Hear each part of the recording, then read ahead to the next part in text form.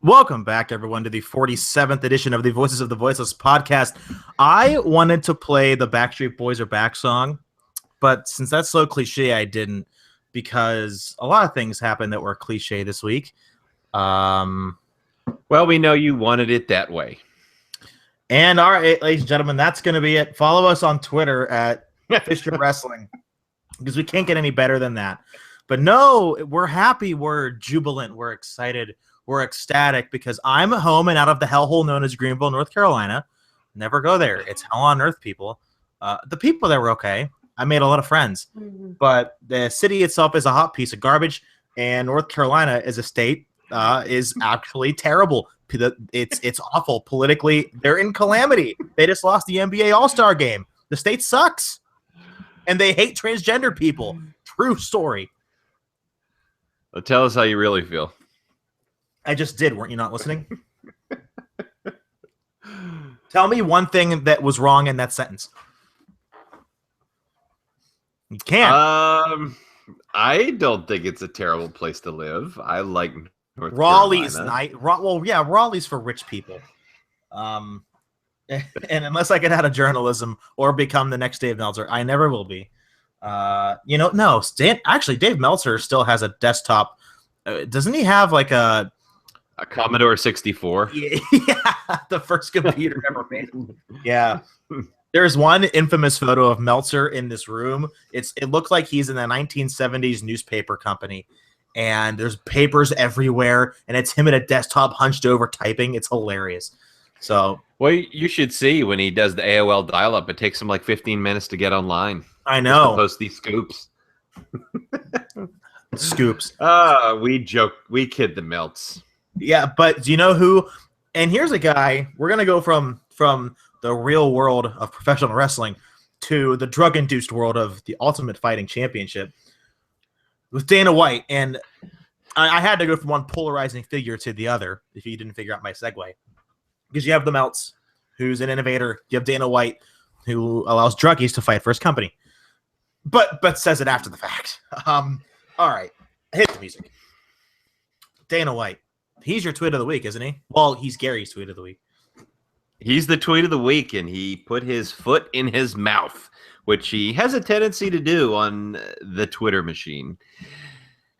There was some fans, one in particular, talking about Brock Lesnar's physique and how he may be on drugs. And Dana White replied, this was on July 10th. Are you a moron? Brock Lesnar was drug tested like crazy by USADA. He was clean. No, he wasn't. Only days later, we found that was a lie. And the drug that Lesnar was caught was the same drug that John Jones was caught with. And we all know the John Jones story. So this begs the question, and since we have a huge show today, we're not going to really spend a lot of time on this subject, but is Brock Lesnar a liar? And since he lied about being clean, what do we deal with it? Does that mean he was doing this drug, this performance enhancer, while he was wrestling? Because if that's the case, he did not piss clean. And does the WWE always test? John Cena says yes, but he's the golden boy. He doesn't do drugs. Doesn't mean everyone else doesn't. Yeah, I mean, I think the key here is, do they test part-time guys? I don't believe they do. I think the part-time guys like Triple H and like Brock Lesnar are exempt from the wellness policy. Yeah, I think he's exempt. You kidding me? You think he would pass a wellness test? The Rock? Are you kidding me? No. Holy cow! He would piss hotter than the sun if he did a drug test. Do you honestly think so? Oh, absolutely. I think Cena would too. I think Cena. See, I think Cena's clean. I'm gonna go to bat for him. I really do. I don't. I think he has a prescription for something along the lines of human growth hormone. I think that's what he's been using over the years. No, you're a Hulk Hogan. That's just my opinion. Right, and Hulk Hogan admitted it. Oh, did he really? That's the difference. Yeah, absolutely he did. But yeah, no, I think Brock Lesnar has been using this for quite a while. I think he's been using it at some point while he's in WWE, and I think that's just my opinion, speculation, but I don't think they've tested him, and I think this makes the WWE look rather foolish. Well, I think it looks Brock look more foolish than them because in WWE's eyes, why do they care? He pissed dirty for the UFC, not them. They're separate, right? So why should it matter? Honestly, why should it matter? To wrestling fans, that is. Well, because they've got a guy on their roster who is taking a performance-enhancing drug that's not allowed by this highly touted wellness policy they have, and they've had him, and he's been on this banned substance. So, I mean, it kind of makes them look foolish. It makes their wellness policy kind of look like a joke. But I think the key here is I don't think he's been tested. I think he's a part-time talent who hasn't been tested. Because if they were to test part-time talent, that means Undertaker couldn't take anything to help heal. Triple H couldn't take anything to look, because like holy shit, he has. Shane might have. We don't know that, just to get a little bit bigger, a little more cut. Who else? Stephanie, to get that deep voice she has. Stephanie's beautiful. I can't say anything bad about her. So she can emasculate me all she wants. And if you don't agree, you I don't know. I don't judge people, so I can't say what I feel. But it's a bad situation. It's just bad. It's bad publicity. And to the people that say, "Oh, all publicity is good publicity," you are a liar. A dirty liar. It's bad. Do you think it's going to get as bad as the mid-2000s whenever half the roster was caught with steroids and Vince McMahon was right in the center? I don't think so. I think, frankly, they should just let him do steroids anyway, but that's just my opinion. It'll never happen. Yeah, you're right. Well, anyway, let's move on to someone who has a strong opinion, always does every single week, and that's Dean I Am Petro. He's back with the run-in. He's my date for Monday Night Raw next week to witness the debut of Finn Balor. We'll get to that later. Are you jealous, by the way, Brad? I would be. I'd be really jealous. I'm just saying. But hey, you know what though? I'm not going to see Baron Corbin, so that's a one-up on you. I bet you SmackDown will be in the Raleigh area sooner rather than later. You get to see Baron winning the World Heavyweight Championship. Well, there's a house show coming back here in September. Really? Yeah. SmackDown or Raw? Did they say it? It doesn't say on the advertisement on the PNC Arena, so I'm not quite sure. I have to check into it. Well, if it's Baron Corbin, bring extra pair of pants. I'll need Anywho, let's move on to Dean. Dean is going to talk about something that Brad and I disagreed with over text earlier today, and that is the Swiss Superman, James Bond, action hero figure, whatever you want to call him. Male stripper, Cesaro. This is Dean I Am Petro on the weekly run-in on the Voice of the Voiceless podcast. I am going to talk about, imagine this, the draft, but I'm not going to piss all over the draft or, criticize, the fact that, wow, a live production crew actually happened to have each graphic properly made with the proper brand and a proper video package queued up and ready to go at each pick. I'm not going to pick on that because we all know everything is predetermined. But my focus is something that I kind of liked, and I'm kind of anxious to see where it's going to go, and that's Cesaro. He gave this quote-unquote shoot, or whether it's a shoot or whether it's a work shoot promo, about, he's a better fit for SmackDown and how he doesn't want to be on a show that's the focus of the general manager and, Stephanie and McFoley and that relationship, and he wants to go where there's wrestling. It felt to me like, if you remember, and you may not, back in the 1990s, Diesel had the WWE title for a year and lost to Bret Hart, turned on him, and then the next night, he openly criticized Vince McMahon, who at the time, the casual viewer only knew Vince McMahon as an announcer, and it kind of pulled the veil back a little bit and was the start of, partially start of the Attitude Era, actually,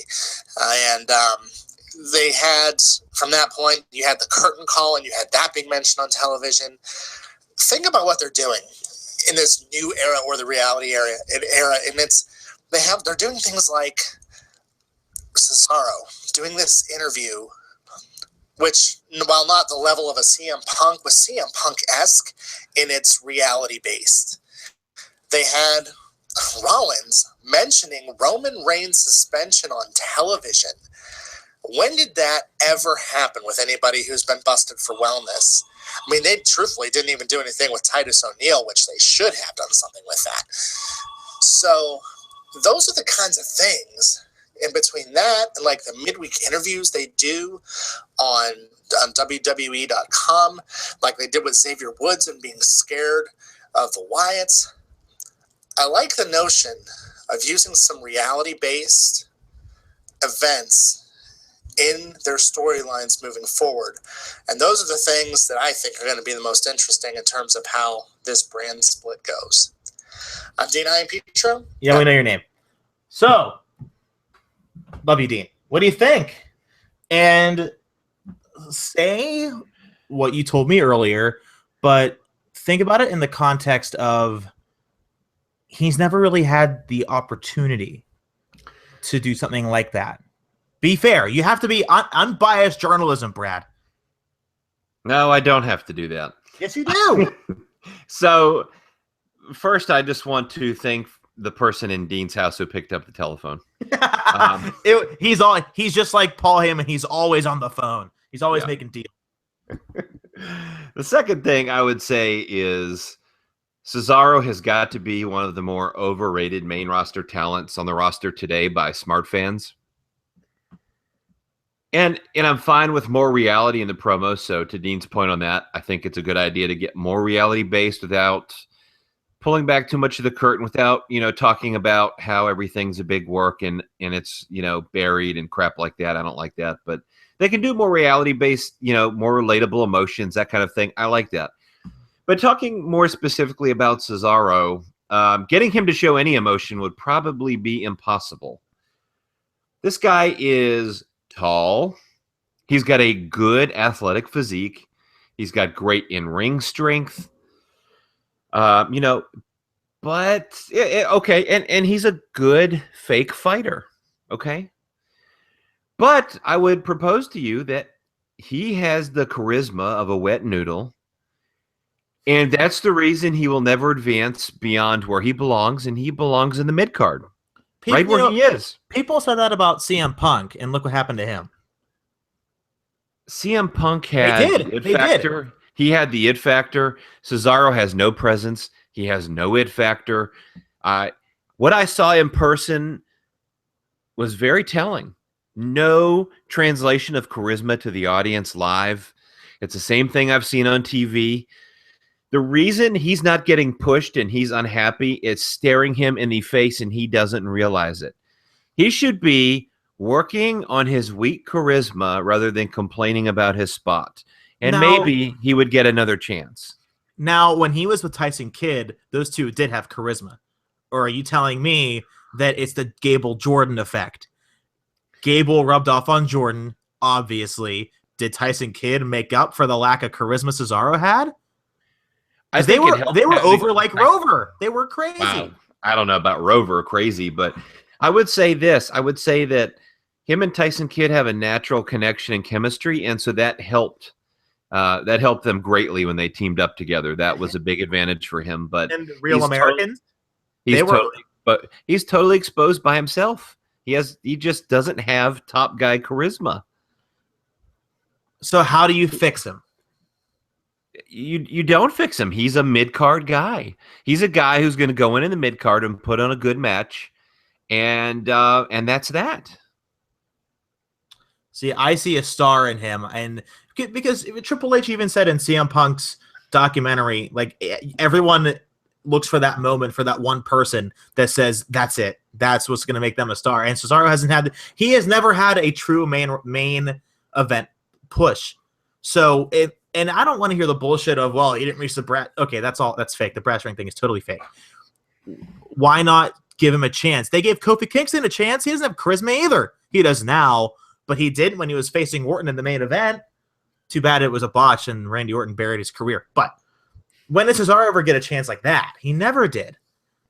When he was tagging with Cena, the crowd loved the Cesaro section. You're telling me he doesn't have a fan base, a support section? He does. I would never give up on Cesaro. Absolutely not. He would be a Dolph Ziggler.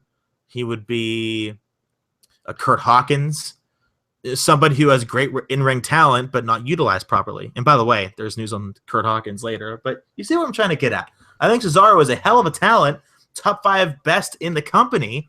And you're right, his mic work isn't great, but that promo was the best promo he's ever cut in his life. And it was backstage on the network or on the app or whatever it was. Yeah, I mean, it just kind of exposed how weak all of his other promos have been and his charisma, how weak it is. I mean, he's a mid-card guy to me. There's nothing wrong with it. I don't mean that as an insult. I like Cesaro. He's just not an overly exciting guy. He doesn't have a big character, a lot of charisma. He goes in and puts on a good match in the middle of the card, and that's great. And he's a mid-card guy. Do you think Paul Heyman could save him? No. As a monster heel? Really? No. No. Interesting. I don't know how long Cesaro's deal is, but I don't see him in the company for more than 3 more years, depending on, like I said, how long it is. Guys get frustrated and they leave. That's just the nature of the business. And with guys like Owens and Styles and Sami Zayn, those guys are gonna push him down because can you agree to that? They have more. I just use those 3 as an example because they're newer to the roster. They have more charisma than he does.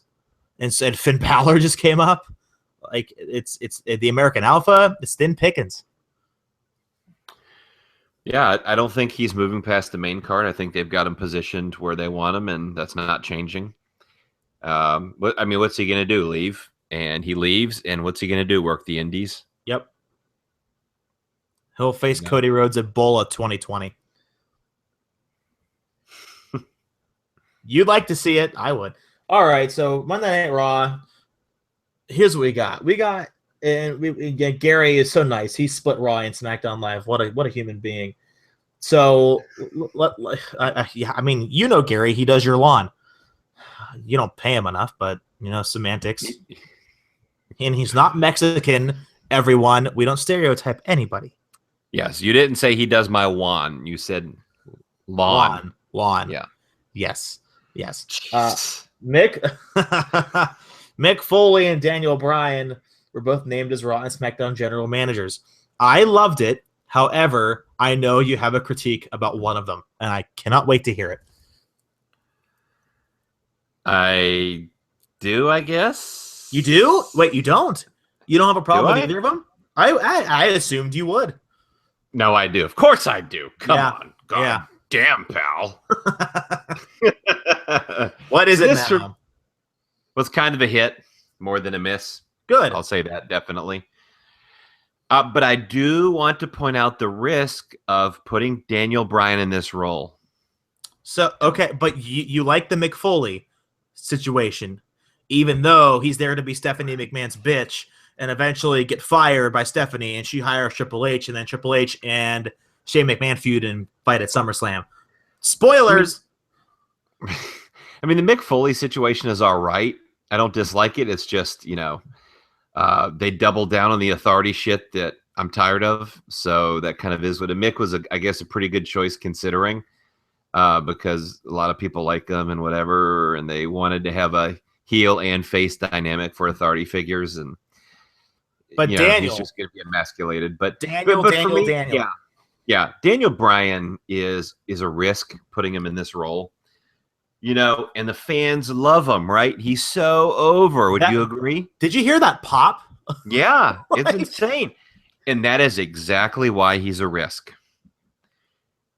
What has this show been about for years now? It's been about the authority figures who have been the McMahons historically. So now you're putting a guy who's more over than anybody in the entire roster into an authority figure where he is going to steal the heat from talent making matches and making authoritative decisions. That heat's not going to the talent who needed to get over. It's going to Daniel Bryan, who's not wrestling and doesn't need to be over. That is my problem, and that's why this is a risk. I have a question. It's kind of asinine, but I want to ask it anyway. Do you think this means he'll ever return to the ring? Now, okay, I know they didn't clear him. I know he retired. However, every doctor, aside from their doctors, cleared him to wrestle, and his situation is nowhere near as bad as Edge's, who he was one bump away from being paralyzed from the neck down. Daniel was never even near that point. And they put him in this role versus Raw. Do you ever see him coming back into the ring for like a one-off match at Mania? I honestly, because they asked him to do this in May and he accepted 2 or 3 months after he retired from in-ring competition. Do you really think that he would come back and after saying, and I quote, "It's killing me to be near a wrestling ring," because he couldn't do it? How does this not end up in a match? Maybe it's me being optimistic because I love to watch him wrestle, but they would not do this to have him be there long term and not have a benefit for his own. I can't see it. I don't think he's wrestling in WWE again. Would you be surprised? I think maybe there's a chance. Oh, absolutely. You know, especially when you look at the concussion lawsuit ongoing now. There's just no way they're going to allow it at all. Now, when his contract expires, maybe he does an indie one-off or something. Who knows? More than likely not, but that's just my guess. I don't think it's going to happen in WWE, though. I don't. We'll see. I'm not saying you're right or I'm right. I just find that it really interesting that he said only like a month ago that it killed him to be near a ring. Now he's already back and he's going to be around one every single week of his life. I know. Well, that's another reason this potentially is a risk that could backfire on WWE. And do you think and him quit or like just having an emotional breakdown? Yeah, absolutely. Well, I know one guy that won't quit, and it's Darren Young. That or Alberto Del Rio in bed with Paige. Wow. See. Darren Young did upset Alberto Del Rio. Well, it looks like they're strapping a mini-sized rocket ship on Darren Young. Any haters out there? Well, he beat him with the crossface chicken wing. Yep. Backlund's move, which the crowd popped big for. Do you think it was more for Backlund? Because they love Backlund. I mean, it was of course part of that. A big part of that was Backlund, which is fine. That's the whole point. Yeah. And a part of me saying it was just that crowd. They were in a pretty big wrestling city. It was in Massachusetts, Boston, if I'm not mistaken. I don't know if it was Boston, but it was at New England. It was Providence, and they're a big wrestling city. I want to see him try to get over in like Oklahoma City, Phoenix, Arizona, fucking, I don't know, Mississippi, Ohio, not Cleveland, but like Ohio, Toledo, like some shit like that, where it's not a big group of wrestling fans. I want to see him get over with a casual viewer before I buy into him yet. Yeah, I definitely liked him using the crossface chicken wing. Yeah. I'm not a fan of the champion losing, but I liked him using that submission move. It was more than just, he's becoming great and he gets these fluke wins, where he does roll-ups or whatever. He gets lucky. It's he actually submitted a guy and won on his own. So, yeah, I like that. And they popped forward and they liked back. I liked Backlund giving him the guidance, and he told them to lock it on, and he did, and the crowd loved it. So we'll see what happens. Seth Rollins' empty arena promo. By the way, can we talk about real quick how far Alberto Del Rio has fallen from signing that big deal with WWE and returning? Doesn't matter. He's dating Paige. He wins either way. Okay. Sorry. Yeah, it kind of sucks for him, but he's getting paid, so who cares? Yeah, Seth Rollins' empty arena promo. I really liked the concept. I liked it too. I liked his delivery. Like, I thought he did a great job with it, and I love the idea of them going out of the damn ring to do these type of vignettes or promos or those type. That works. It's proven. It works. It's something different and fresh. This is what they have to do to build matches, to build stories. To be different. Yeah. So, but here's what I didn't like. Here's where it came off as stupid. It was terribly produced, and I'm going to have to point probably towards Kevin Dunn here, but well, duh. He was looking at nobody and talking. It was like there was no camera in the room. He wasn't talking to a camera that was going to be televised to fans. He was talking to himself in an empty arena, which came off very stupid. Now, if they had scripted it and produced it so that the fans were watching on camera as he's talking, or were going to watch this later, that would have made a lot more logical sense. He could have watched the camera, talked to it. Instead, it was him looking up and around, talking to himself out loud, and it was like the camera wasn't even there. It was totally stupid to me. But other than that, I thought he did a great job. Kevin Dunn really sucks. Well, moving from one Shield guy to the other, Dean's classic promo, reminiscent of the Shield backstage. I loved it too. I liked the direction they were going with it. It made it feel special. Yeah, absolutely. I thought that, this is, like I said, more the stuff they need to do. I really liked it. I've been saying they've got to go back to the Shield Dean and get rid of this fucking stupid wacky Dean. Wacky Uncle Dean. Yeah. Because Shield Dean was really cool. He was really edgy, and that really will work. So yes, this was great.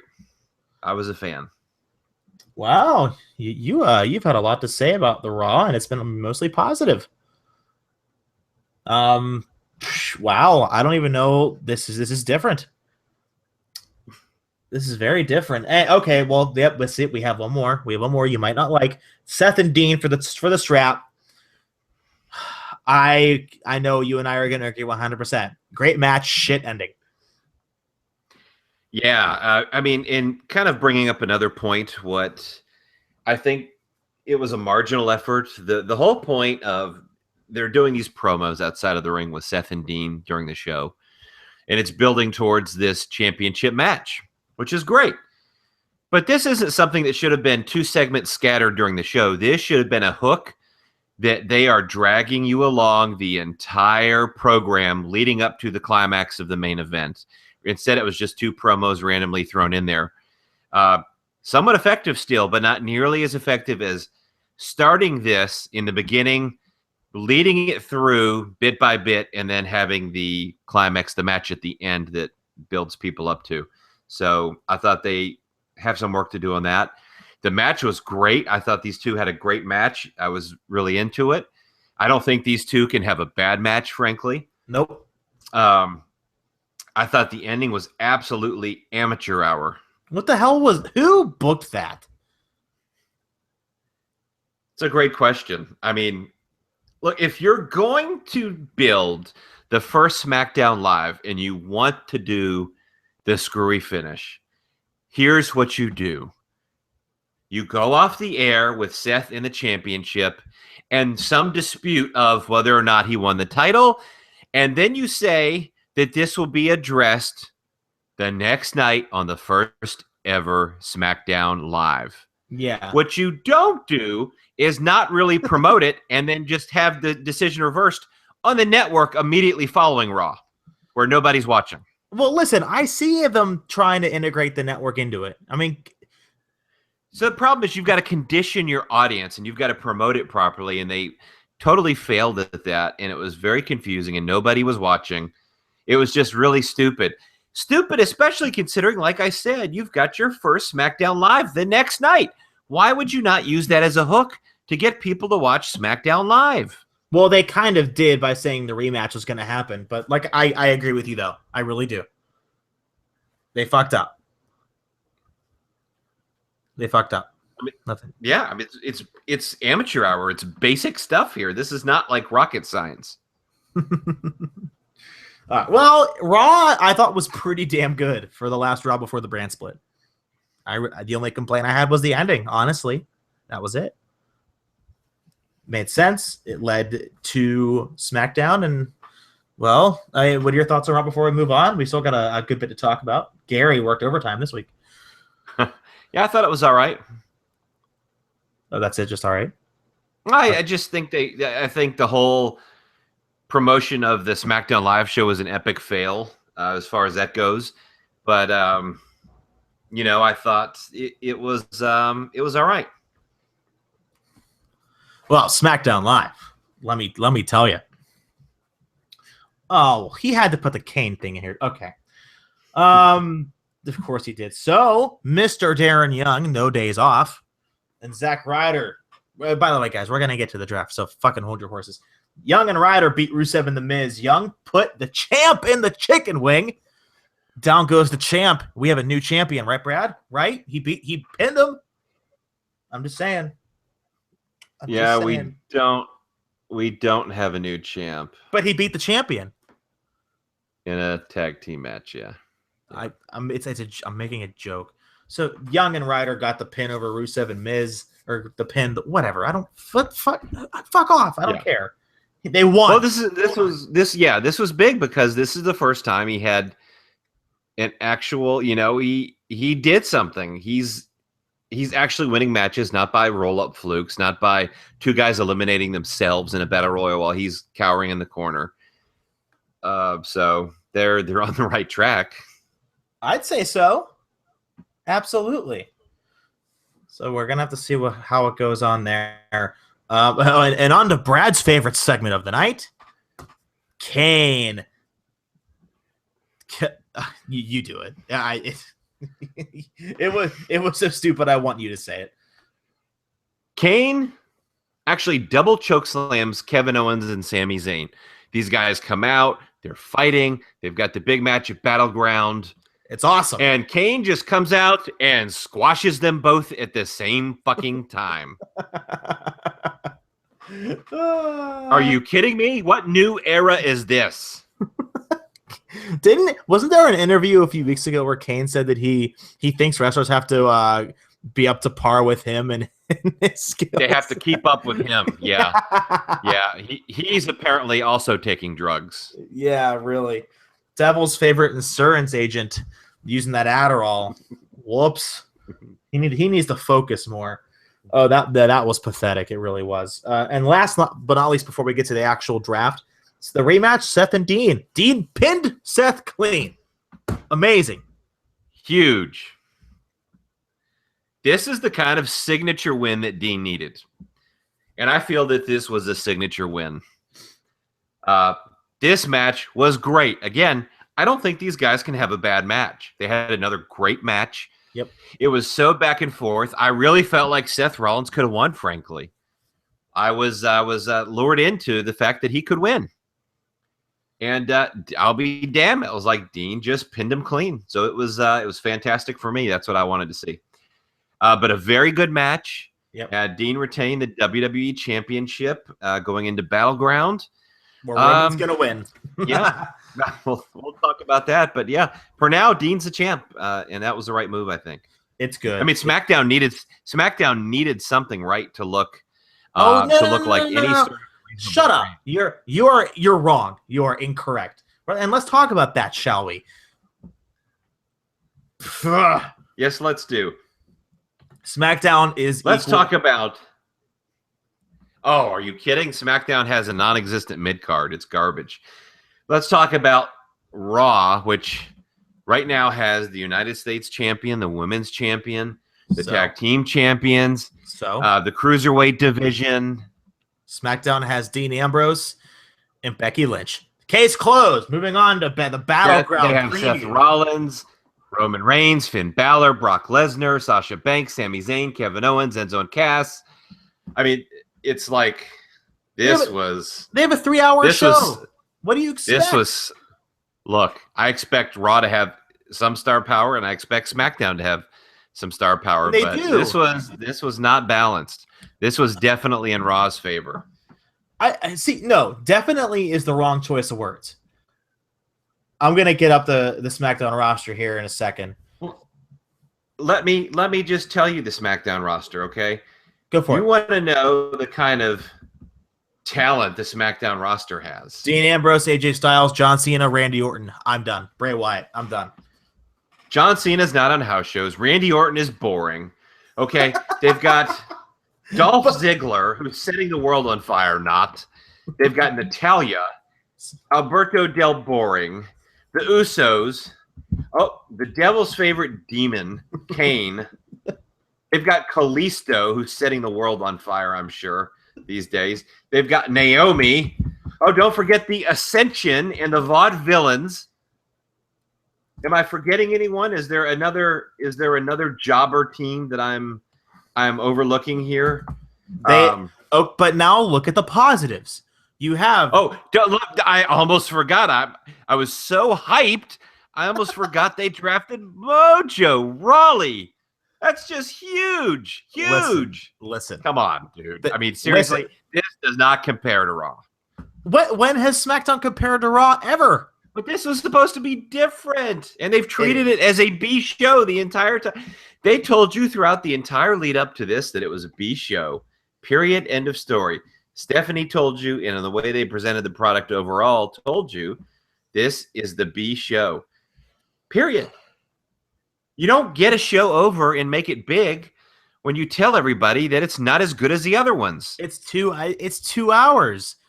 You don't have to fill that much. It's easy. Well, you try filling 2 hours with Naomi and Zack Ryder and freaking Jinder Mahal, who they'll probably bring back. And Kurt Hawkins and Rhino are going to come back. Yay. They're going to reunite the Major Brothers. Majorly boring. I like Kurt Hawkins, actually. No, I like Kurt Hawkins, too, but he's not going to set the world on fire. Okay, let's look at the positives for SmackDown. Dean Ambrose, AJ Styles, John Cena, Randy Orton, and both of those last two guys, don't you forget, are the top 2 stars in the last 10 years. Bray Wyatt, American Alpha, Becky Lynch, and Natty, who have good matches despite Natty sucking all of the charisma out of the room. Carmella's on their roster now. There's chances to evolve and make it's going to be the superstar enhancer. SmackDown is going to be the PED that Raw uses to make talent better. Speaking of evolve, what is happening with your boy Heath Slater? Listen, dude, Heath Slater's fine. He's going to be okay. He's a free agent. He was not drafted, and there's some speculation he may actually join the Evolve roster as part of the anti-WWE faction with TNA superstars Drew Galloway and EC3. Where did you hear that? I cannot tell you. Ugh. There's some scuttlebutt on the internet. I'm going to look this up right now. Hey, you know what? Johnny Gargano is leaving Evolve. He needs a replacement. Yeah. I'm sure Heath Slater will set the world on fire there. I love Heath Slater. No, I like him too. I mean, of all the people, it's like Heath Slater's underutilized. He's a really talented guy. I do think he's underutilized for his talent level. And it's like you can't draft him, but you can draft some of these other people who are just garbage. Now, maybe they do something, they make an angle out of it, but of course he'll just end up losing every match anyway, so it really doesn't matter. So, but he would have been a good fit for SmackDown, in my opinion. Did you see his tweet on the Twitter machine? I've seen a recent one that was fairly long. At 7:06 p.m. and he tagged WWE in it? Tonight? Yeah, tonight. As we record this, I'm not sure. No, it was yesterday. I'm sorry. Yes. What the fuck is that? Here, let me read it, everyone. In a quote, I hear all the whispers and all those lies people are spewing. Guess what? There are nothing but angry pleas from other guys who wish they were free like me. You say I'm optimistic and delusional. You say I've caught the bug. I've had the bug for a long time now. I've been more than ready since I was a little boy, even to get my time to shine. I know this company has taken me down so many others. Oh, I'm sorry. I know this company has taken down so many others, but I'm not going to let them do the same to me. You'll know my name and you'll see that I'm stronger still. I'll rise up from the ashes and you'll learn to fear my pain, the pain of all the missed opportunities and all the backhanded comments I've endured all these years. Yeah, you will. I won't disappear. I definitely won't be hanging up my boots anytime soon. I've got too much to prove before I would ever do that. You'll be seeing me. You'll be seeing a lot of me. Where might you ask? Only time will tell.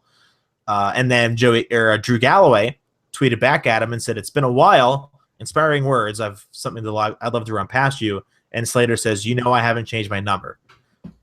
Now, here I'll just I'll denounce this right now. He tagged WWE in it. It's a shoot, or it's not a shoot. It's a work. So yeah, it's a work shoot. Yeah. I think that's what I mean. I mean, it's a work shoot. He'll go to Evolve. He, of course, still work for WWE, but Evolve has essentially been a feeder system for WWE recently, and I think maybe he goes there and joins that anti-WWE faction, which oddly enough is with 2 contracted TNA guys, but go figure. Well, and here, sidebar, how long do you think it'll take until Evolve ends up on the WWE network? It's a good question. It could happen in the next year or 2. Triple H and Gabe Sapolsky are like brothers, so they get along great. Anyway, the draft, and we'll end the conversation. People need to give SmackDown a lot more credit. They have Dean and AJ alone, and Cena and Orton and Bray Wyatt. Shouldn't that be enough for people? Because that's at least 2 or 3 feuds you can bank on. You have 2 women's feuds you can possibly have, maybe more. Bayley's going to come up. You don't know where she's going to be. I bet you if it's work shoot promo Cesaro had, he might beat up everyone and go to SmackDown and be in the main event there. There's a lot of opportunities. You got to be patient. And Nakamura's going to come up eventually, and you have all these other wrestlers that are going to need opportunities. SmackDown's the place to do that. It was an enhancer back in the day. It's going to continue to be that. If it weren't for SmackDown, Edge would never be a Hall of Famer. Christian would have never won a title. It helped a lot of people's careers, and it's going to continue to do that. Yeah, I think it's going to be a flop. I don't think it's going to work. I don't see any evidence it's going to, but yeah, it'll definitely give some more exposure to some guys. So obviously we'll let it play out. I'll be watching every week. So me too. But there's one other thing that I want to discuss before we move on, and I'm going to play a sound clip of one of the worst promos I've ever heard in professional wrestling. Oh no! From a major league wrestler. I don't mean indies, anything like that. I'm going to play you Kalisto's promo after being drafted to SmackDown. Cover your ears, kids. And alone, you became the United States champion. What can we expect from you on SmackDown Live? Well, hey, I'm here, like I said before, I'm here to shock the world. I'm ready. I'm ready to show my lucha art inside and outside the ring. But first of all, I can't stop thinking about Baron Corbin being on SmackDown. I get to have my revenge. So I'm scared. Hey, like I said, I'm here to stay, make a good lucha. Okay. He's here to make a good lucha thing. Holy shit. He was thinking about Paige and Alberto Del Rio. That's what I would be doing. Yeah, give Kalisto some leniency. He's gonna be fine. Yeah, as long as he doesn't talk. Well, hey, Kalisto can't talk. Sin Cara gets into fights backstage. The Lucha Dragons are on a collision course to the top. Yeah, a 4-0 shoot fight record for Sin Cara. Impressive. He took old 4-0? Simon Gotch 4-0, supposedly. he knocked Simon Gotch out in a one-sided beatdown, apparently. Yeah, but that's okay because it's wrestling, and they're just fooling around. Yeah, imagine actually beating up your coworker and not being fired. Great, huh? Yeah, what kind of a job is that? Not a good one. All right, let's go to Battleground as we head in. There's a lot of momentum behind it, which I didn't think was going to be possible a month ago, but they surprised me. All right, first of all, New Day versus the Wyatt family. We're not keeping score. You can keep score at home if you really want to. Let us know who won. Tweet at us. Fisher Wrestling and the VOTV podcast. Our podcast Twitter now is the guy that likes to wear tank tops. You can't miss it. The New Day versus the Wyatt family. Give me the Wyatts. It's their time to shine. I'm gonna go with the New Day. New Day. I think Xavier Woods is gonna throw the match. He's gonna throw the match. I don't know. Maybe you know what? I would pick the Wyatts for sure if this was going to be a feud, but they're on different brands. True. So it's but why can't? Yeah, that's true. That's true. But did Braun Strowman go to SmackDown? I know Rowan did.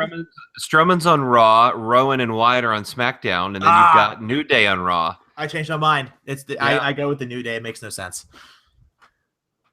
Well, that's why the whole draft thing makes no sense, because you've got all these mixed matches, and the feuds aren't going to continue. So, yeah. Oh, but this one will. Sami Zayn versus KO. I got KO. Yeah, ironically enough, they were telling us how this was the last fight ever before they move on, and now they've been drafted to the exact same brand where they continue. Don't complain. Don't complain. It's the second best feud on the entire roster. Well, put one on SmackDown. Goddamn. No. Goddamn, pal. They need a star. I'm going to go with Sami Zayn. All right. Okay. All right. And another reason why the draft should have happened after Battleground. Yeah. Enzo and Cass and Cena versus the Club Sandwich. Enzo and Cass on Raw, Cena on SmackDown, Gallows and Anderson on Raw, Styles on SmackDown. But hey, the club just released a new t-shirt. Apparently, they're still the same club after all.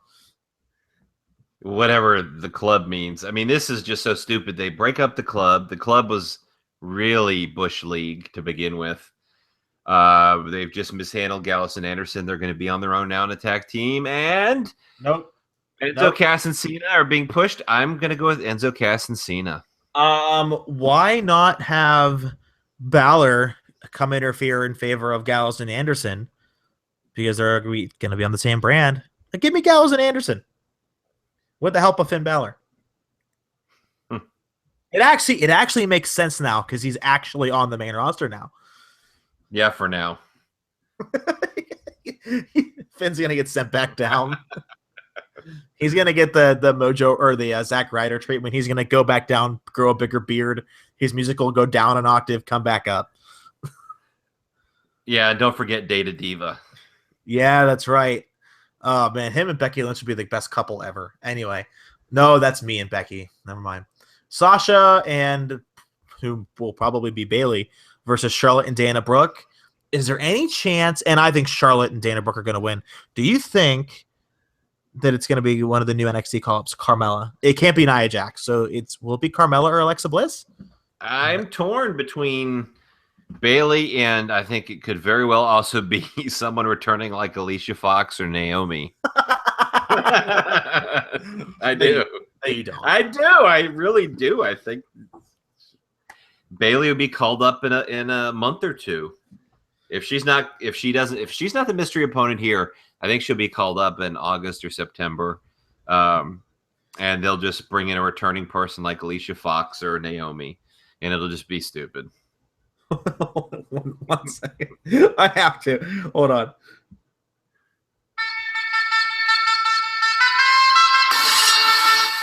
Hold on. Wait for the bass drop.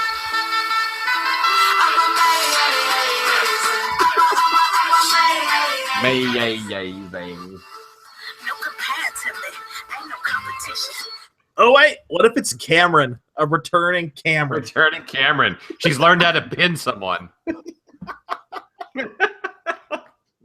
What if it's Eva Marie? Oh yeah. Oh, the heat. It'd be a sauna in there. That would be great. Put Eva Marie in there and have her squash everybody. Eva pins Charlotte and Dana at the same time, and then lays out Sasha, grabs the women's title, and walks out. She can do her shitty sliced bread where she barely moves, and they have to push her over the top to do the flip. And she can just beat everybody with that move. She'll beat all three of them at once. Yeah. It's gonna be the best. I'm gonna make in 2K17. I'm gonna make Eva Marie my champion.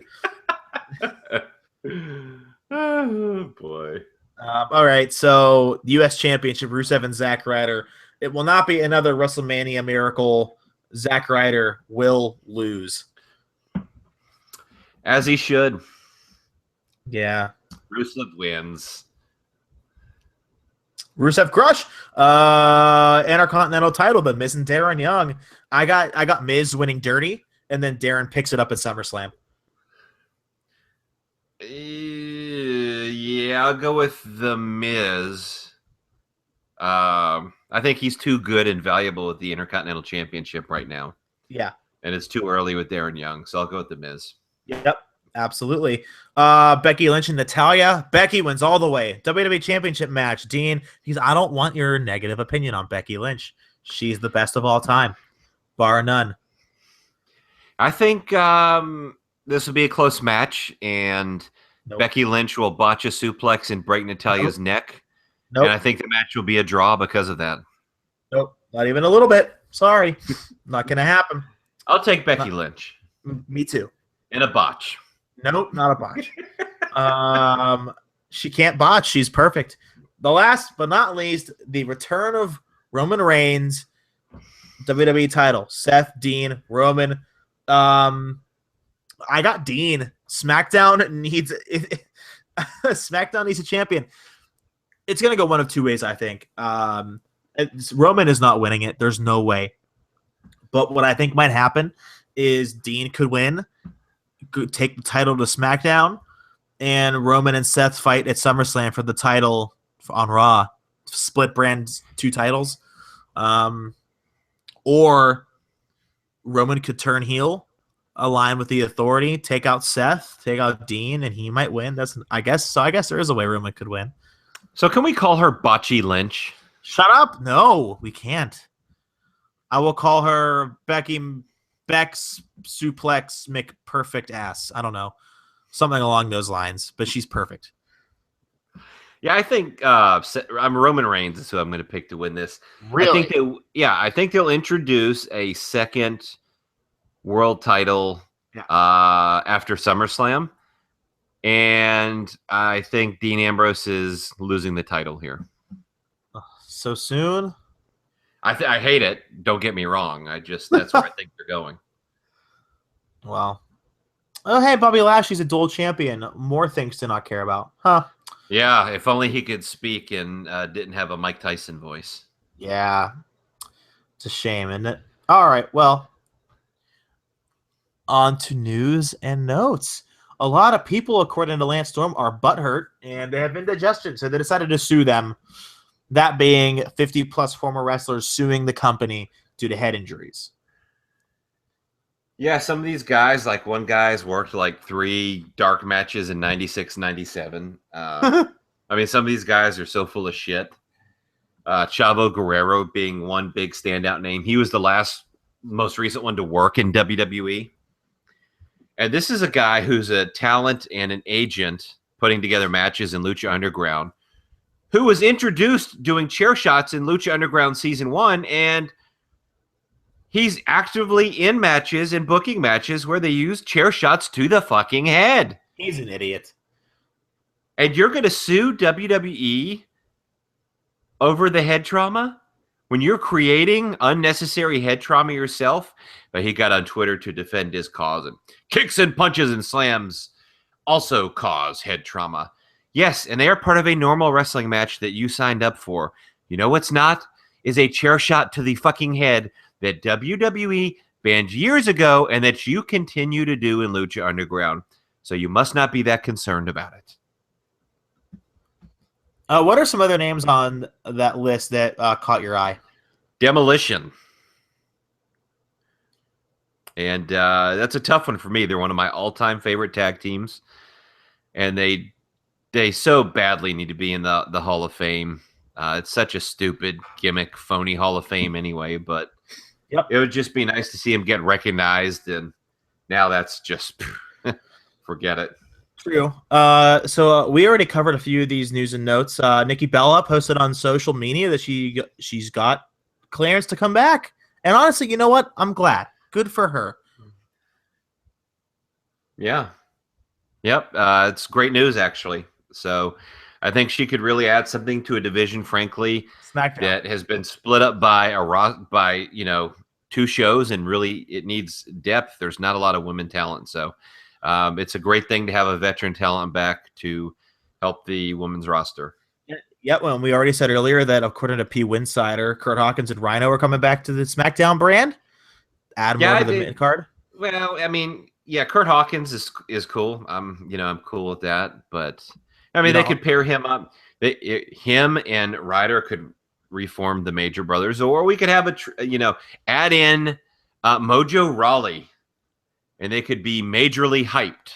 The majorly hyped brothers or something. Who knows? No. They'll job out anyway. It doesn't matter. But Rhino, I was like, Rhino? Who cares? Rhino? I've liked some of his matches in NXT. Boring. Okay. Who cares? All right. Well, Big Sexy said he would return to the WWE as Dolph Ziggler's bodyguard. I think that would be fucking awesome. That would be interesting. I mean, it's not going to happen. No. He said the other condition he'd return is if they reform the NWO, but I don't think so, brother. But does he really think that's going to happen? They're going to bring back Hall and Hogan. Get the band back together, brother. But I just he would make Dolph Ziggler look so small. Yeah, I just don't know. That's a great idea. He already he already buried CM Punk. He doesn't need to bury Ziggler too. Yeah, so I don't know. I appreciate the idea, and he likes Dolph Ziggler and that kind of thing. That's cool, but I don't see it happening. I think Nash is in great shape for his age. But he can appear on screen and text him. He can send a text message, and it'll turn out he'd send himself a text that he needed to set the laundry to large instead of medium size load. And I know all about large loads. Well, I have nothing to add to that. But so before we go, and what a night it has been. Wait a minute. I want to go back to my point here. About what? About Kevin Nash, how big he is compared to Dolph Ziggler, because what I've realized is Stephanie McMahon, who's already kind of tall for a woman, is going to be wearing her high heels. And she is absolutely going to emasculate these cruiserweights. She's going to tower over them and make sure they know she's bigger than they are, and she could smack them around at any point and watch them go flipping and flying in the air. She's going to, I'm just telling you, I have this vision in my head of her towering over these cruiserweights with her 4-inch high heels. But she can't even walk in. Did you see her? No, you're right. Yeah, she did trip. But she doesn't need to walk in them. She just needs to stand there, look down on them, and slap. Yep. That's her finishing move. Yep. Before we go, and like I was trying to say before I got rudely interrupted, it's been a great night so far. But I want to play this one last clip. It's about 3.5 minutes. It's extremely worth it. So I guess a few weeks ago, there was like a night with Paul Heyman kind of situation. And he said something extremely interesting. Here, I'll play it for you right now. A very select people that understand what happened that night. At WrestleMania 30, by the way. The referee's not one of them. The music guy is not one of them. Vince McMahon is one of them. The Undertaker collapsed behind the curtain, was taken to the hospital. Vince McMahon left WrestleMania before Daniel Bryan was crowned champion because the Undertaker was taken out in an ambulance, and we didn't know how bad of a situation we were facing. Undertaker knows what happened that night. I know what happened that night. Brock Lesnar knows what happened that night. Now, here's the funny question. If so few people know, why would we ever open up the secret of what happened? So let me plant a little doubt in your minds where you sit there and say, is Heyman telling us something we're not supposed to know, or is he just fucking with our heads? So let me ask you this. How do you know it was a creative process? How do you know that was supposed to happen? How do you know? You may think you know, but do you know you know?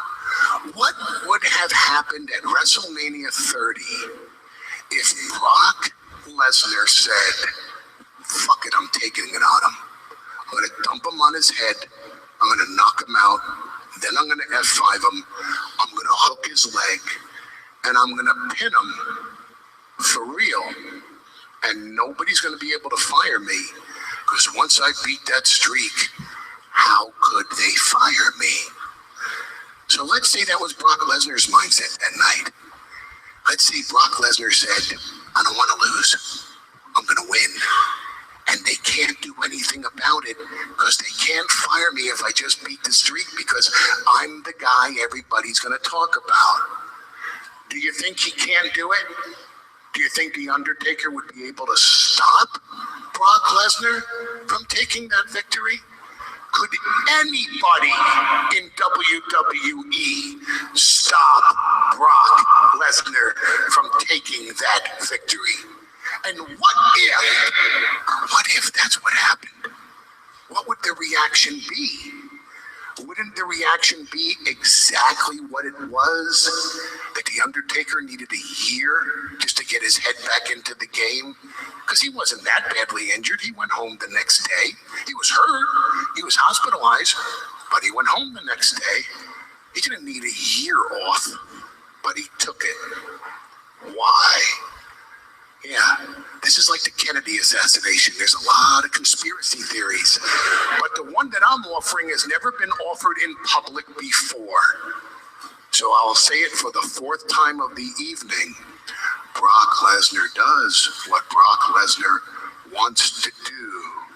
And what if on that night, in front of the whole world, live on the first WrestleMania offered on the network, what if Brock Lesnar decided, I'm going to do what I want to do? What if he really did conquer the streak? What do you think? Well, I think he would be a perfect carny for the circus with that. But no, it's kind of amusing. But at the end of the day, I think it's total bullshit. Do you think he's just trying to, spark some people's interest? Of course. I mean, hey, give Heyman credit. He might be the best speaker in wrestling history. But seriously, and we don't have a lot of time with the wrap soon. But honestly, what would they have done? Would they have said, Brock, you're fired, fuck you, get out? Because he just became the hottest name in wrestling since, I don't know, Austin 316, which captivated the world. You know what I mean? What could what could have Taker and Vince actually done? It's a great question. I mean, I can't answer that, and obviously they're not going to answer that, and maybe they couldn't answer that unless they were in that situation. But I mean, I certainly don't think it's possible. There's not a shadow of a doubt in you. Nope. Yeah, definitely not. Well, why can't it be something along the lines of the screw job? That whole thing was a work. I'm convinced. The punch in the face to Vince, everything, spitting in his face. That punch being backstage, by the way. Shawn and Vince saying, we'll take care of it if Bret Hart won't. What if that's all a work? What if the Lesnar thing was not a work? I just don't think it is at all. So it's, obviously it's something fun to talk about, but at the end of the day, I don't even think it's not even something I would seriously consider. Now, did it happen from the grassy knoll or in the conservatory? I think it was actually in the kitchen with the knife. Okay. By Professor Plume. Okay. Well, I mean, to each his own. Anyway, that's going to do it for us this evening. Where can we find you on the Twitter machine wearing many different tank tops? Well, you can find me on Twitter at VVOTV Podcast. And I just want to say to Twitter a big fuck you for denying our Twitter verification. I wanted the blue check marks. I didn't get it, and so I'm very angry at Twitter. Aw. And so I told them to go fuck themselves on Twitter, on their own platform. No, you didn't. I did. I'll probably be suspended any day. Okay. Yeah. Well, So you may be able to find me at the VOTV podcast, but if not, you can definitely find John Fisher. Take it away, John. yeah, I'm at Fisher Wrestling. I don't tell Twitter to fuck themselves. And I think this is a great ending point. If you go to the Twitter account, WWEHOFER Sunny, she just sent out a tweet 2 minutes ago, guys, at 11:05. Get your credit cards ready. If you want to Skype her, email her at sunnyskype8@gmail.com for info. Is she back to doing that? Yes, she is. Oh, boy. She has a bead necklace and a teal bra. And roast beef lips. All right, we'll see everyone next week. I'll have a complete Raw review since I'm going. Well, maybe with some audio of some of the pops you'll hear. And I'll have exclusive video of how tall Finn Balor really is. Sure. Well, we'll see. See everyone next week. Follow Sunny on Twitter.